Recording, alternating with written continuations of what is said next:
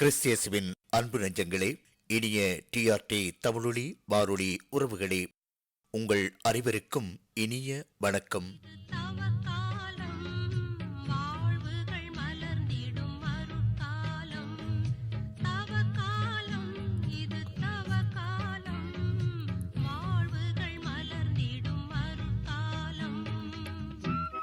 இன்றைய தவக்கால சிறப்பு நிகழ்ச்சியில் இடம்பெறுவது தவக்காலம் தரும் தெளிவு. இன்றைய இறை வார்த்தையோடு இணைந்த இறைவேண்டல், தவக்கால நற்சிந்தனை சிறப்பு நிகழ்வாக இடம்பெறுகின்றது. டென்மார்க்கிலிருந்து அமரபரி தியாகிகள் சபையைச் சேர்ந்த அருட்பணி ஜாய் பெராண்டோ அடிகளார் வழங்குகின்றார்.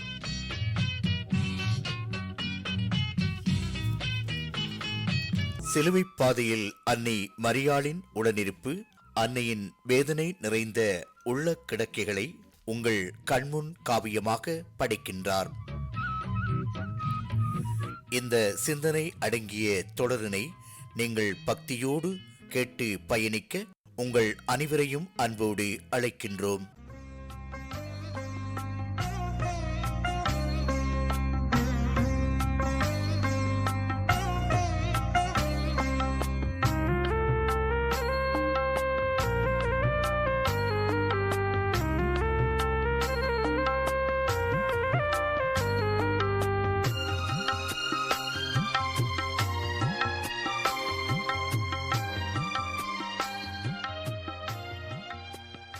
மண்ணை தொடாத மழைத்துளி. கடவுளே மனிதனாக வந்து மனிதனாக வாழ்ந்து மற்ற மனிதர்களைப் போலவே துன்புற வேண்டி உள்ளது. மனித வழியிலே தானும் வாழ்ந்து விண்ணரசு அடைவதை காட்ட வேண்டியுள்ளது. நாம் வாழ்வின் உயர்வு நிலையை அடைய வேண்டுமாயின் இயேசு மனிதனாகத்தான் வர வேண்டும். அப்பொழுதுதான் மானிட வாழ்வின் திறத்தை உணர்ந்து மனிதனும் தெய்வமாகலாம் என்று நம்ப முடியும். இயேசுவை ஒரு விதமான இரட்டை குவி மையத்தில் வைத்து காட்டுகின்றனர் நற்செய்தியாளர்கள். கடவுளின் மகனாக ஒரு குவி மையத்திலும் மனிதனாக ஒரு குவி மையத்திலும் இரு வேறுபட்ட கோணங்களிலும் வெகு திறமையாக பகுத்து காட்டப்படுகின்றதை நற்செய்தியில் அறிகின்றோம். கடவுள் மனிதனாக இயேசுவிடம் இருந்து வந்த ஒரு வார்த்தையில் நோய் நீங்கியது, பேய் ஓடியது, இறந்தவர் எழுந்தார், நீர் ரசமானது, அப்பம் பலுகி பெருகியது, மலையில் மறு உருவமானார், கடலில் நடந்தார், புயலை அடக்கினார். இந்நிகழ்ச்சிகளில் கடவுள் மகனாக பார்க்கின்றோம். மனிதனாக துணிகளில் பொதிந்து வைக்கப்பட்ட குழந்தை இயேசு பயணத்தால் களைத்து யாக்கோப்பின் கிணற்றருகில் அமர்ந்தார். யோவான் நற்செய்தி 4:2. 40 நாள் தவம் செய்தபின் பசியுற்றார். மத்தேயு 4:2. படகில் தூங்கிக் கொண்டிருந்தார். மாற்கு 4:38. சொந்த ஊரில் விசுவாசம் இல்லாதவனை கண்டு வியப்புற்றார். மாற்கு 6:6. தனிமையில் சென்று செபித்தார். மாற்கு 1:35. தூய ஆவியினால் மகிழ்ந்தார். லூக்கா 10:21. யூதர்கள் அழுவதை பார்த்து இயேசு மனம் குமரி கலங்கினார். யோவான் 11:33. சிலுவையில் தாகமாய் இருக்கின்றது என்றார். யோவான் 19:28. மனித உறவுகளின் மையமாக விளங்கியதன் மானுட இயல்புகளை மீண்டும் மீண்டும் நிறுவுகின்றார். சீடர்களிடம் தன்னை குருவாக கொள்ளாமல் நண்பனாக சகோதரத்துவமாக காணுங்கள் என்ற இயேசு தன்னை காட்டிக் கொடுக்க வந்த யூதாசையும் நண்பனே என்று அழைத்து மனித நேயத்துக்கு புதுப்பொருள் காண்கின்றார். இயேசுவின் மனிதத்தன்மையும் தெய்வத்தன்மையும் தொட்டு காட்டும் சில இடங்களில் கல்வாரியும் ஒன்று. இங்கு இயேசு கூறிய வார்த்தைகளை கவனமாக சிந்தனை செய்வோம். பிதாவே, இவர்களை மன்னியும் என்ற பொழுதும், பாவியான கள்வனுக்கு இன்றே என்னுடன் விண்ணரசில் இருப்பாய் என்ற பொழுதும், இயேசு தந்தையின் ஒரே மகனாக, கடவுளின் மகனாக, தந்தையோடு ஒன்றிணைந்து ஒப்புரவாகி இருந்ததால் பிதாவே பிதாவே என்று அழைக்கின்றார். விண்ணரசிலும் கள்வனுக்கு இடம் தருகின்றார். நானும் தந்தையும் ஒன்று என்ற நிலையை வெகு தெளிவாக மேற்சொன்ன வார்த்தைகளால் காண்கின்றோம். ஆனால் இயேசு வந்த காரணமே நம் பாவங்களுக்காக பலியாகவும், அதன் பயனாக இறையரசு அனைவருக்கும் கிடைக்க வேண்டிய தந்தையின் விருப்பத்தை நிறைவேற்ற பலியாக வேண்டும்.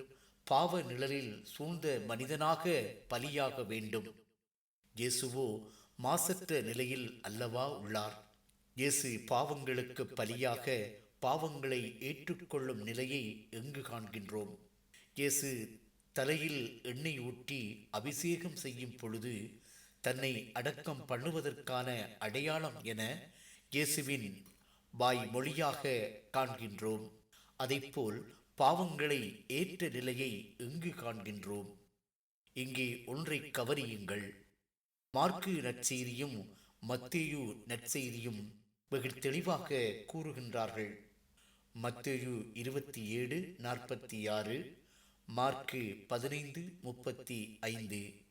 என் கடவுளே, என் கடவுளே, ஏன் என்னை கைவிட்டீர் என்று உரக்க கூவுகின்றார். இயேசுவை, தன் ஒரே மகனை கடவுள் கைவிட்டு விடுவாரா? என் அன்பான மகன் என்று குரல் கொடுத்தவர் இப்பொழுது கைவிட காரணம் என்ன? இயேசுவின் மீது பாவங்கள் சுமத்தப்படுகின்றன.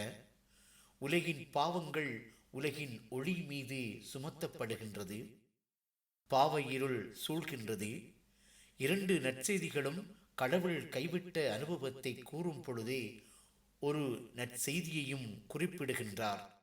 நண்பகல் தொடங்கி 3 மணி வரை நாடெங்கும் இருள் உண்டாயிற்று. மத்தேயு 27:45, மாற்கு 15:33. இயேசு மனித நிலையில் பாவங்களை ஏற்ற நிலையில் கடவுள் கைவிட்டது ஆச்சரியமில்லை. அவர் கைவிட்டதை வேறு யாரும் அறியவில்லை. அவரே கூறுகின்றார். அடக்கம் பண்ணுவதை அபிஷேகம் செய்யும் நிகழ்ச்சி வலியுறுத்துகின்றது. அவர் பாவத்தின் பலியாக மாறுவது இருள் சூழ்ந்த பொழுது அறிகின்றோம். கடவுள் மனித குலத்திற்கு செய்தி சொல்வதற்கு இருளை அனுப்புகின்றார். தொடக்க நூலில் இருளை உண்டு பண்ணி ஆபிரகாமுக்கு பின்வரும் சந்ததியை பற்றி கூறுகின்றார். தொடக்க நூல் 15:21 முதல் 28 வரை.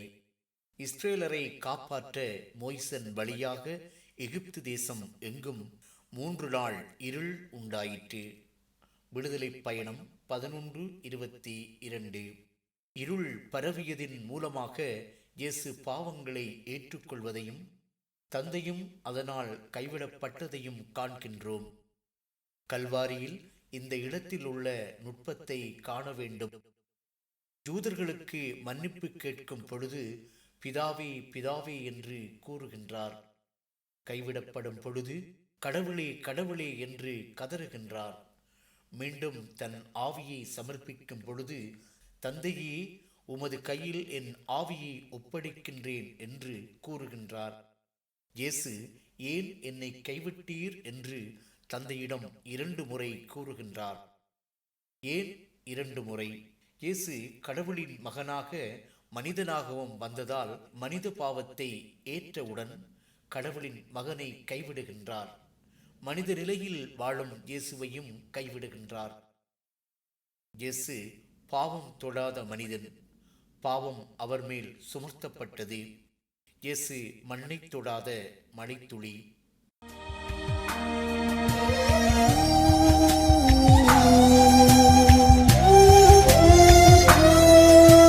இயேசுவே, ஏன் இந்த பாடுகள்? இயேசுவே, இந்த காயங்கள் எனக்காகவோ எனக்காகவோ எனக்காகவோ எனக்காகவோ.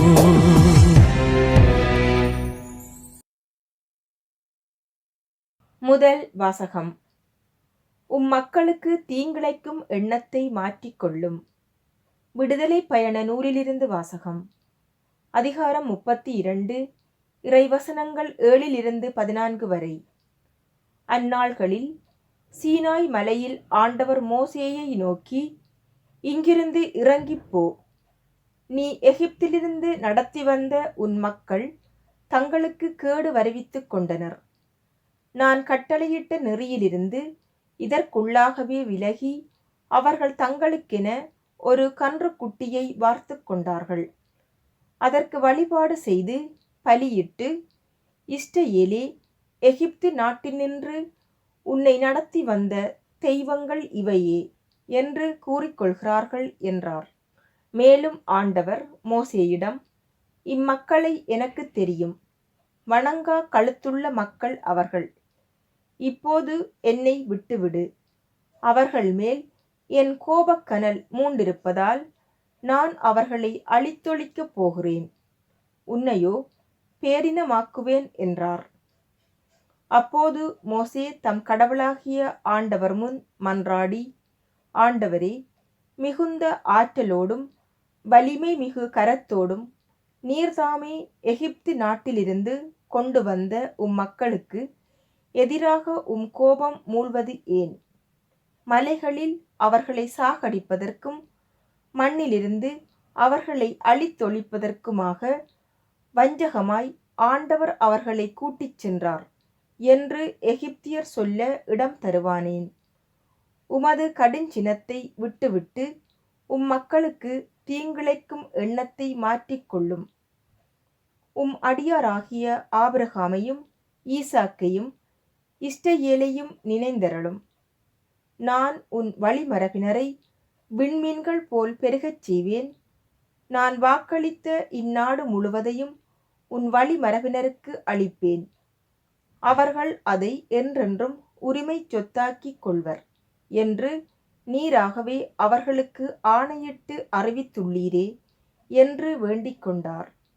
அவ்வாறே ஆண்டவரும் தம் எண்ணத்தை மாற்றிக்கொண்டு தம் மக்களுக்கு செய்ய போவதாக அறிவித்த தீங்கை செய்யாது விட்டுவிட்டார்.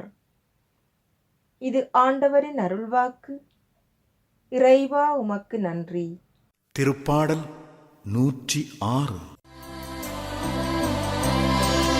அவர்கள் ஓரேபில் கன்றொன்றை சீலை போல் வார்த்து வணங்கினார்கள்.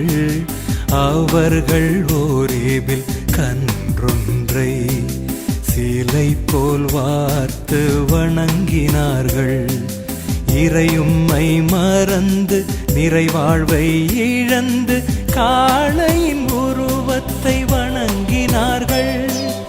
இறைவா, உமது இரக்கத்திற்கேற்ப எம்மை என்றென்றும் நினைவு கூரும்.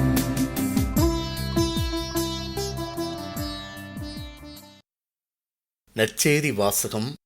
உங்கள் சார்பாக நிற்பார் என நீங்கள் எதிர்பார்க்கும் மோசேயே உங்கள் மேல் குற்றம் சுமத்துவார். யோவான் எழுதிய தூய நற்செய்தியிலிருந்து வாசகம். நூற்பிரிவு 5, இறை சொற்றொடர்கள் 31 முதல் 47 வரை. அக்காலத்தில் இயேசு யூதர்களை நோக்கி கூறியது: என்னைப் பற்றி நானே சான்று பகர்ந்தால் என் சான்று செல்லாது. என்னைப் பற்றி சான்று பகர வேறு ஒருவர் இருக்கின்றார். என்னைப் பற்றி அவர் கூறும் சான்று செல்லும் என எனக்கு தெரியும். யோவானிடம் ஆள் அனுப்பி நீங்கள் கேட்டபோது அவரும் உண்மைக்கு சான்று பகர்ந்தார். மனிதர் தரும் சான்று எனக்கு தேவை என்பதற்காக அல்ல, நீங்கள் மீட்பு பெறுவதற்காகவே இதை சொல்கின்றேன். யோவான் எரிந்து சுடர்விடும் விளக்கு. நீங்கள் சிறிது நேரமே அவரது ஒளியில் களிகூர விரும்பினீர்கள். யோவான் பகர்ந்த சான்றை விட மேலான சான்று எனக்கு உண்டு. நான் செய்து முடிக்குமாறு தந்தை என்னிடம் ஒப்படைத்துள்ள செயல்களே அச்சான்று. நான் செய்து வரும் அச்செயல்களே தந்தை என்னை அனுப்பியுள்ளார் என்பதற்கு சான்றாகும். என்னை அனுப்பிய தந்தையும் எனக்கு சான்று பகர்ந்துள்ளார். நீங்கள் ஒருபோதும் அவரது குரலை கேட்டதுமில்லை, அவரது உருவை கண்டதும் இல்லை. அவர் வார்த்தையும் உங்களுள் நிலைத்திருக்கவில்லை, ஏனெனில் அவர் அனுப்பியவரை நீங்கள் நம்பவில்லை. மறைநூல் வழியாக நிலைவாழ்வு கிடைக்கும் என எண்ணி அதனை துருவி துருவி ஆராய்ந்து பார்க்கின்றீர்களே, அம்மறைநூலும் எனக்கு சான்று பகர்கின்றதே. வாழ்வு பெறுமாறு என்னிடம் வர உங்களுக்கு விருப்பமில்லை. மனிதர் தரும் பெருமை எனக்கு தேவையில்லை. உங்களை எனக்கு தெரியும். உங்களிடம் இறையன்பு இல்லை. நான் என் தந்தையின் பெயரால் வந்துள்ளேன், ஆனால் என்னை நீங்கள் ஏற்றுக்கொள்ளவில்லை. வேறொருவர் தம் சொந்த பெயரால் வருவாரானால் அவரை நீங்கள் ஏற்றுக்கொள்வீர்கள். கடவுள் ஒருவரே, அவர் தரும் பெருமையை நாடாது ஒருவர் மற்றவரிடமிருந்து பெருமை தேடிக்கொள்கின்றீர்களே, உங்களால் எப்படி என்னை நம்ப இயலும்? தந்தையின் முன்னிலையில் உங்கள் மேல் குற்றம் சுமத்தப் போகிறவன் நான் என நினைக்காதீர்கள். உங்கள் சார்பாக நிற்பார் என நீங்கள் எதிர்பார்க்கும் மோசேயே உங்கள் மேல் குற்றம் சுமத்துவார். நீங்கள் மோசேயை நம்பியிருந்தால் என்னையும் நம்பியிருப்பீர்கள், ஏனெனில் அவர் என்னை பற்றித்தான் எழுதினார். அவர் எழுதியதை நீங்கள் நம்பவில்லை என்றால் நான் சொல்பவற்றை எவ்வாறு நம்பப் போகின்றீர்கள்? இது வாழ்வு தரும் கிறிஸ்து இயேசுவின் நற்செய்தி. கிறிஸ்துவே உமக்கு புகழ்.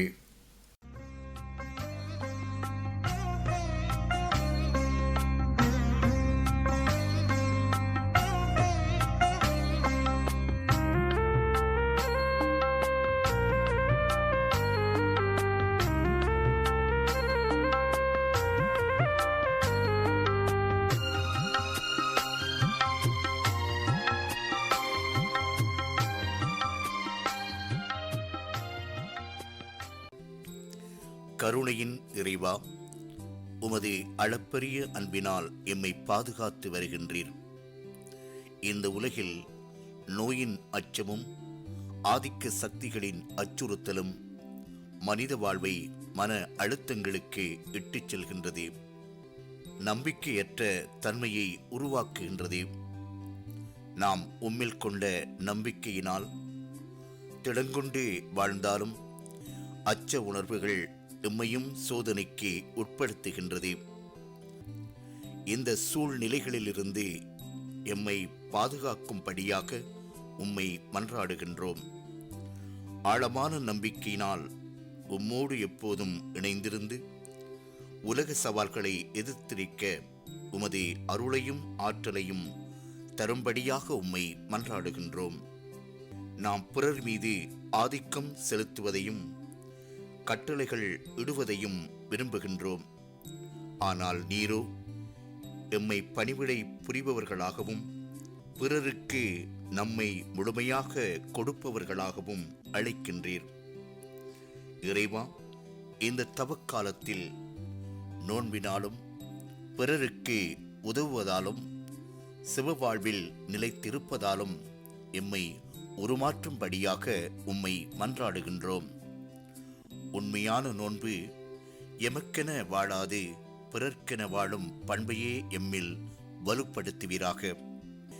நன்மைகள் பெறுவதை தவிர்த்து நன்மைகள் புரிவதில் மனநாட்டம் கொண்டவர்களாக, நல்ல இதயம் படைத்தவர்களாக எம்மை மாற்றுவீராக.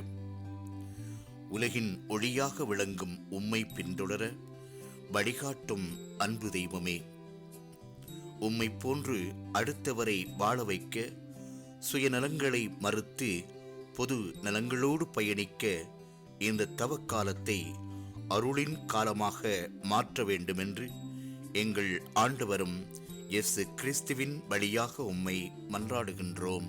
ஆமேன்.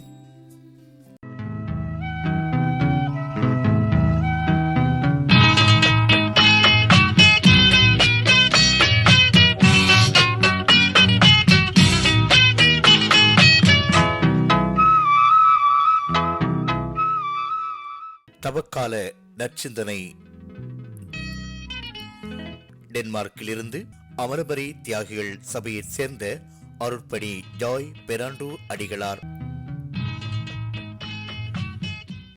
கண்கள் அழுதபடி ஏந்தும் கரங்கள் தொழுதபடி அன்னையே அனுதினமே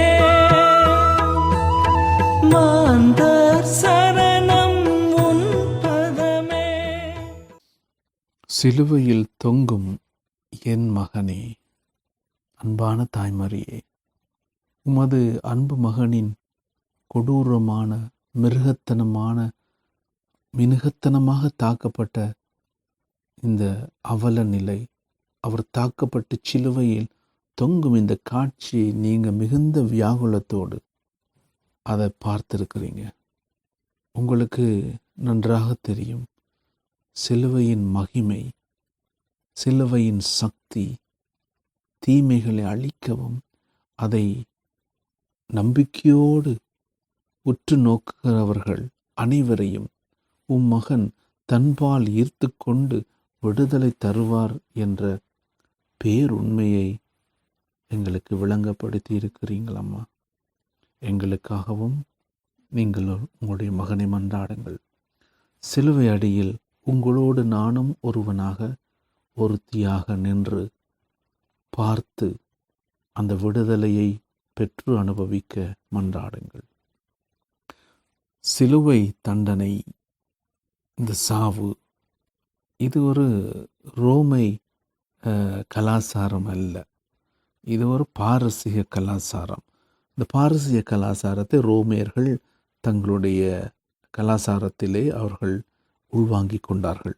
ஆனால் பாரசீகர்களை விட இந்த ரோமியர்கள் இந்த சிலுவை தண்டனையை மிகவும் மிகவும் மிருகத்தனமாக, கொடுமையாக, கொடூரமாக இந்த தண்டனையை மக்களுக்கு கொடுத்து கொண்டிருந்தார்கள்.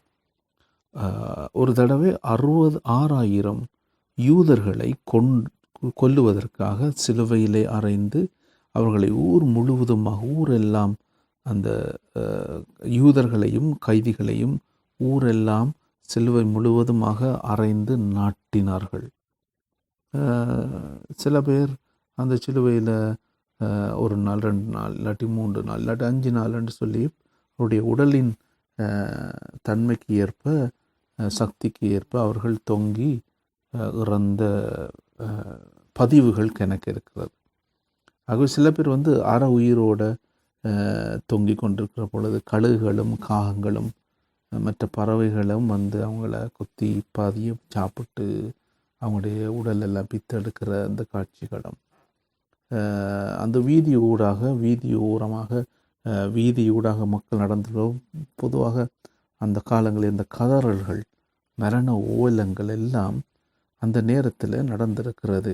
சில பேர் உதவி கேட்டு, ஐயோ எங்களெல்லாம் விடுதலை செய்யுங்கன்னு சொல்லி கத்தி அழுது புலம்புவார்கள். சில பேர் தண்ணீர் கேட்டு கத்துவார்கள். இது நடக்கிற ஒரு பொதுவான காட்சியாக இருந்தது.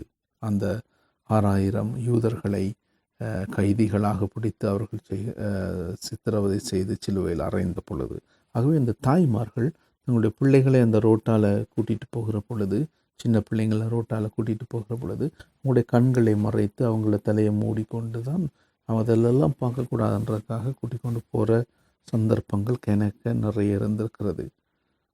ஏனென்று சொன்னால் இவர்கள் இவ்வாறான கொடுமையை செய்ததற்கு காரணம், யாரும் அந்த நாட்டிலே உரோமை அரசுக்கு எதிராக எதையும் பேசவோ செய்யவோ துணியக்கூடாது என்பதற்காக. ஆகவே அப்படியான ஒரு சூழல் அங்கே அரசியல் சமய சூழல் இருந்தது. மரியாளும் இந்த சின்ன காலங்களில் இந்த விஷயங்கள் எல்லாத்தையும் அறிந்திருக்கக்கூடும். சில நேரங்களில் மரியாளுடைய தாய் கூட அவரை அந்த ரோட்டில் இல்லையா அந்த வீதியோரமாக கொண்டு போகிற பொழுது, அழைத்து கொண்டு போகிற பொழுது இதிலெல்லாம் பார்த்துருப்பா மரியாள். இவ்வளவு கொடூரமாக சிலுவையில் தொங்கிக் கொண்டிருக்கிற அந்த விஷயத்தை எல்லாத்தையும் பார்த்துருக்கக்கூடும். அகோரமான ஒரு அவமான சாவை பார்த்துருக்கக்கூடும். ஆனால் இப்பொழுது தன்னுடைய மகன் இந்த கொடூரமான ஒரு சிலுவை மரணத்துக்காக தொங்கிக் கொண்டிருக்கிற இந்த வேளை, அகோரமாக அடிக்கப்பட்டு அவமான சாவுக்காக தீர்ப்பிடப்பட்டு தொங்கிக் கொண்டிருக்கிற இந்த வேளை பார்க்கிற பொழுது உண்மையாக அன்னை மரியாளுடைய உள்ளம் சுக்கு நூறாக நொறுங்கி இருக்கும். ஒரு தாயாக இருந்து மகன் ஒரு ஒரு ஒரு ஒரு வளமையாக ஒரு தாயாக இருக்கிற பொழுது தங்களுடைய மகன் அல்லது மகள் நல்ல பேர் எடுக்கிற பொழுது, பரிசு எடுக்கிற பொழுது ஒரு பெருமையாக இல்லை, மனம் பூரிக்கிற அளவுக்கு தாய்மாருடைய மார்பு தட்டி சொல்கிறார்கள், இது என்னுடைய மகன் மகள் என்று சொல்கிற அளவுக்கு அவர்கள் பெருமை கொள்வார்கள். ஆனால் இந்த நேரத்தில் இந்த இந்த இந்த இந்த பகுதியை பார்க்கிற பொழுது உண்மையாகவே மரியாள் கூட இதை மார்பு தட்டி சொல்லுகிற அளவுக்கு அன்னை மரியாள் ஆண்டவர் இயேசுவினுடைய சிலுவை சாவை புனிதமாக பார்த்தாள். இந்த கடைசி போன கிழமை ஒரு சின்ன பையன் ஒருத்தனை என்னட்ட கண்ணு, ஏன் இயேசுனா இறந்தாருன்னு சொல்லி, அப்போ நான் சொன்னால் அவர் இறக்குறதுக்காக தானே வந்தார். அப்படி அவர் தன்னை முழுவதுமாக பலியாக கொடுப்பதற்காகத்தான் வந்தார் என்று அன்னை மரியாளுக்கு ஏற்கனவே தெரிந்திருந்த உண்மை. அது தெரிந்திருந்ததும் அதே ஒரு ஒரு ஒரு மனித தாயாக இருந்து அதை ஏற்றுக்கொள்ள முடியாத பல சந்தர்ப்பங்களில் அன்னை மரியாள் உடைந்து போயிருந்தாள். அப்படி இயேசுவினுடைய இந்த சாவை பற்றிய விஷயங்களை அன்னை மரியாள் பல தடவைகளிலே ஆண்டவர் இயேசுவை சொன்னதை கேள்விப்பட்டிருக்கலாம், முன்னறிவித்ததை கேள்விப்பட்டிருக்கலாம். இருந்தாலும் இந்த தருணத்தில் ஐயோ அது என்னுடைய மகன், அவன் கொடூரமாக சிலுவையிலே தொங்கி அழுது கதறி குளறி நோவினாலே படுகிற பாட்டெல்லாம் அவள் அன்னை மரியாள் பார்த்து கொண்டிருக்கிறாள். கொடூரமாக சிலுவையில் தொங்கி கொண்டிருக்கிறதை மரியாள் இவை எல்லாவற்றையும் ஒரு கொடூரமான ஒரு விஷயங்களாக எண்ணினாலும் கூட, ஒரு மனித தாயாக இருந்து எண்ணினாலும் கூட, அதை ஒரு ஆன்மீக தாயாக பார்க்கிற பொழுது இயேசுவினுடைய வார்த்தைகள் அன்னை மரியாளுக்கு அதிகமாக பலத்தை கொடுத்திருக்கக்கூடும். அதாவது யோவான் நற்செய்தியில் 12ஆம் அதிகாரம் 31 இந்த பகுதி என்னன்னு சொன்னால், லாசர் உயிர்ப்பித்த பிறகு, அதாவது இயேசுனார் இறப்பதற்கு முன் லாசர் உயிர்ப்பித்து எனக்கு இறந்தவர்களை உயிர்ப்பிக்க வல்லமையும் இருக்கிறது, நானும் இறந்து உயிர்ப்பேன் என்கிற ஒரு செய்தியை கொடுக்கிறதுக்காக கூட இந்த யோவான் நற்செய்தியிலே அழகாக இது பதிவு செய்யப்பட்டிருக்கிறது. இந்த பகுதியில் 12:31 இப்போது அழகான ஒரு முன்மொழிந்திருக்கிறார். இயேசு தன்னுடைய சாவை முன்மொழிந்திருக்கிறார். இப்போது இந்த உலகத்துக்கு தீர்ப்பு உண்டாகியிருக்கிறது. இவ்வுலகத்தினுடைய தலைவன் வெளியே துரத்தப்படுகிறான். நான் மண்ணில் இருந்து துரத்தப்பட்டு விட்டான் என்று சொல்லியும், நான் மண்ணில் இருந்து உயர்த்தப்படுகிற பொழுது அனைவரையும் என்பால் ஈர்த்து கொள்வேன் என்று சொல்லி தன்னுடைய சாவை குறித்து இயேசு முதலே சொல்லி இருக்கிறார். ஆகவே இப்பொழுது அனைவரை அந்த சிலுவையில் அடியில் நின்று கொண்டு இந்த விஷயங்கள் எல்லாவற்றையும் இப்போ அவ உன்னிப்பாக தன்னுடைய உள்ளத்திலே அசை போட்டு கொண்டிருக்கிறதை நாங்கள் உணரக்கூடியதாக இருக்கிறது. மகனை அரைந்து, அவர்கள் அந்த சிலுவையில் அரைஞ்சு, அதுக்கப்புறமா ஒரு பக்கத்தில் அரைஞ்சு மற்ற பக்கமாக திருப்பி போடைக்கு அவர் பட்ட வேதனைகள், அந்த ஆணிகளை எல்லாம் வளைச்சி மடக்கி விடணுன்றதுக்காக அப்படி அடித்து திருப்பினதெல்லாம். மற்றது மேலும் சிலுவையில் உயர்த்துகிற பொழுது, அவர் தொங்குகிற பொழுது, இந்த 3 ஆணிகளில் தொங்குகிற பொழுது, மற்றது அதை தூக்கி நடுகிற பொழுது, இப்படியான பல அசைவுகளில் ஊடாக அன்னை மரியாள் ஆண்டவர் இயேசுனோட உடல் சதைகள் எல்லாம் கிழிந்து போகிற நிலைமைகளையும், எலும்புகள் மூட்டுகள் எல்லாம் விலகி போகிற நேரத்தில் ஆண்டவர் இயேசுவினுடைய உயிர் ஊசலாடின அந்த உணர்வை கூட அன்னை மரியாள் அறிந்து கொண்டிருக்கிறாள். கொஞ்சம் உயிர் தான் அந்த நேரத்தில் இருந்திருக்கும். அது கூட ஒரு பயங்கரமான வேதனையான ஒரு சம்பவமாகத்தான் அந்த நேரத்தில் அன்னை மரியாள் அதை பார்த்திருக்கிறாள். ஆனால் அன்னை மரியாள் அந்த வேதனைகளை விட, ஆண்டவர் இயேசுவினுடைய வேதனைகளை விட, தான் பட்ட வேதனைகளை விட அவன் என் மகன் சாதனை புரிந்திருக்கிறான், அவன் எல்லோருக்காகவும் உயர்த்தப்பட்டிருக்கிறான், அவரை பார்ப்பவர்கள் அவரில் விசுவாசம் கொள்வார்கள் அதே சிலுவையாலே வாழ்வு பெறுவார்கள் என்று எங்களுக்காக அன்னை மரியாள் தொடர்ந்து ஜெபிக்கிறாள். எங்களுக்காக பல பாதைகளையும் வழிகளையும் காட்டுகிறார். ஆகவே அன்னை மரியாள் எங்களுக்காக ஒரு நல்ல தாயாக இருக்கிறார். அந்த அன்னை மரியாளிடத்திலே எங்கள் கரங்களை உயர்த்தி எங்களுக்காகவும் எங்கள் பிள்ளைகளுக்காகவும் எங்கள் நாட்டுக்காகவும் எங்களுடைய நல்ல வாழ்வுக்காகவும் மன்றாடுவோம். ஆமேன்.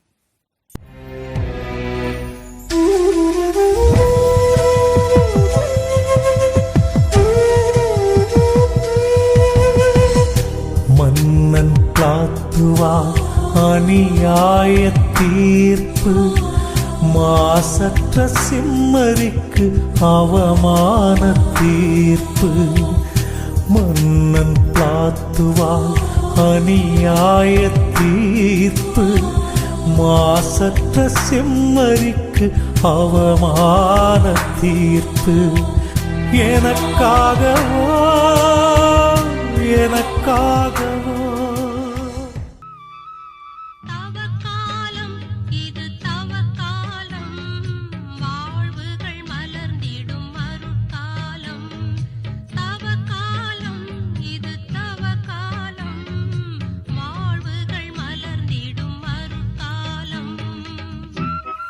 நேர்கள் இதுவரை தவக்கால நற்சிந்தனை கேட்டீர்கள். இன்று தவக்கால நற்சிந்தனை வழங்கியவர் டென்மார்க்கிலிருந்து அமலமரி தியாகிகள் சபையை சேர்ந்த அருட்பணி ஜாய் பெர்னாண்டோ அடிகளார்.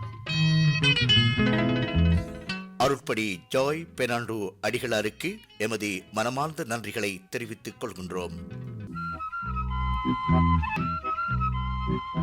எமது நிகழ்ச்சியினை டிஆர்டி தமிழொலி வானொலியுடன் இணைந்து செவிமடுத்த அன்புள்ளங்கள் அனைவருக்கும் இனிய வாழ்த்துக்களையும் நன்றிகளையும் தெரிவித்துக் கொண்டு உங்களிடமிருந்து விடைபெறுகின்றோம்.